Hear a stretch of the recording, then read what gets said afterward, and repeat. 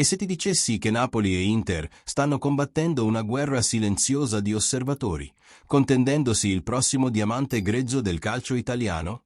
Idrissa Touré, il carro armato tedesco del Pisa, con appena 4 milioni di valore di mercato, potrebbe essere il rinforzo che cambia tutto per Antonio Conte. Ma riusciranno gli azzurri ad arrivare per primi? State attenti, tifosi, perché questa bomba di mercato sta per far esplodere il centrocampo del San Paolo. Il Napoli di Antonio Conte sta volando alto in Serie A 2025/26, primi in solitaria con 28 punti in 12 partite, imbattuti in casa e con Kvaratskhelia che brilla con 5 gol e 4 assist. Ma il centrocampo? Una zona di guerra. Con gli infortuni di André Frank Anguissa e Billy Gilmour e Scott Ammecitominay sovraccarico, il direttore sportivo Giovanni Manna sta già cercando rinforzi per gennaio. Ed è qui che entra in scena Idrissa Touré, il centrocampista 27enne del Pisa, nato a Berlino con radici guineane, 1,88 m di altezza e una potenza che ricorda un trattore. Il suo valore? Ridicolmente basso, tra i 4 e i 5 milioni di euro, secondo Transfermarkt. E cosa rivela Nicolò Schira, il guru del calciomercato, sul suo X? Inter e Napoli hanno mandato osservatori nelle ultime partite del Pisa per monitorare Touré. La rivalità milanese-napoletana sul mercato è accesissima. Andiamo dietro le quinte. Schira, il giornalista infallibile sulle trattative, ha lanciato la notizia ieri e il tam tam è esploso. Touré non è uno qualunque, versatile. Può giocare a destra, al centro o persino da mediano difensivo, con grande compostezza sotto pressione e una forza fisica che il Pisa sfrutta per lottare per la promozione in Serie A. In questa stagione 2025/26, in 15 presenze in Serie B, ha già segnato 3 gol, fornito 2 assist e una media voto di 7,2 su SofaScore, incluso un epico 8,2 nella vittoria 1-0 contro la Cremonese. Immaginatelo accanto a Stanislav Lobotka e Ammecitominay? Antonio Conte, maestro nel ricostruire i centrocampi, ricordate il Chelsea 2017, starà sicuramente sbavando. Manna, il nuovo cervello del Napoli post-scudetto 2024/25, dà priorità a profili giovani e accessibili per non gonfiare il budget di De Laurentiis. Le reazioni.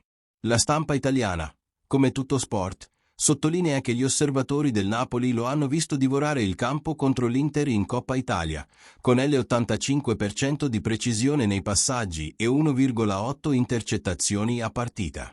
Dal lato azzurro, Di Lorenzo ha elogiato il reparto in conferenza, ci serve più cattiveria a centrocampo, come abbiamo fatto contro l'Atalanta. E il Pisa?